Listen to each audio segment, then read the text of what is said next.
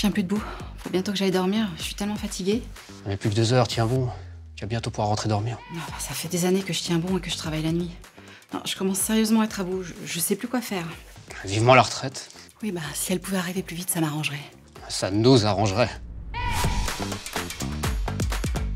La retraite, un sujet qui mobilise à la CFTC. Pourquoi ? Parce que certaines professions, notamment celles qui exigent de travailler la nuit, demandent une énergie hors du commun et sont particulièrement exposées aux facteurs de pénibilité reconnus dans le secteur privé. Certes, il existe déjà des catégories actives ou opérationnelles pour désigner les métiers les plus exposés. Mais certaines professions de la fonction publique ne relèvent pas de cette catégorie, en dépit de l'explosion du nombre de démissionnaires. L'idée que certains métiers de la fonction publique relèvent de la vocation est largement répandue, et cette vocation est valable pour tant d'agents. Mais cela ne peut justifier que la pénibilité ne soit pas prise en compte et qu'on ne fasse pas tout pour la réduire. La CFTC demande donc une juste reconnaissance de la pénibilité du travail dans chacune des fonctions publiques. Cette reconnaissance devra bien sûr être suivie des faits. Alors lesquels ? D'abord, un temps de travail adapté, comme par exemple un temps de récupération respecté pour le personnel hospitalier. Ensuite, une durée de carrière ajustée à la pénibilité du métier. Ici encore, l'exemple des agents en hôpitaux est parlant. Ils devraient bénéficier d'un système de bonification leur permettant de partir plus tôt à la retraite. Parce que là, j'en peux plus.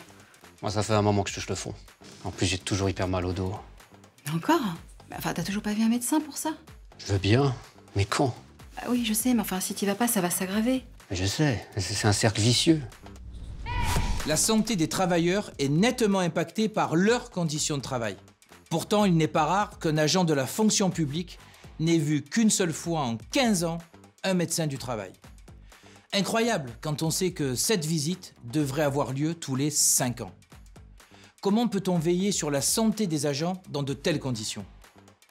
Normalement, un médecin de prévention doit être présent dans chaque administration ou établissement, mais de fait, c'est loin d'être le cas. Et vous imaginez bien à quel point c'est préjudiciable dans des métiers où la pénibilité est très importante. Alors rendez-vous compte, pendant la crise du Covid, cette période où les lits d'hôpitaux étaient surchargés, où les symptômes d'une maladie inconnue étaient à gérer et où des patients disparaissaient chaque jour. Ces conditions exceptionnelles ont eu un impact important sur les agents, qui se sont surinvestis, souvent au détriment de leur santé physique et psychique. L'objectif de la CFTC est le suivant. Nous souhaitons que soit mis en place un véritable suivi avec des médecins et des psychologues formés à la médecine du travail. Nous estimons qu'une visite tous les 2 ans serait une solution adéquate et réaliste afin de prendre en charge la santé des agents.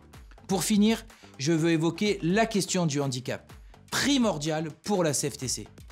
L'adaptation d'un poste à un travailleur en situation de handicap n'est pas entrée dans la culture de l'État. Or, c'est le poste de travailleur handicapé qui doit être adapté à la personne, et certainement pas l'inverse. Il est temps de faire changer les choses.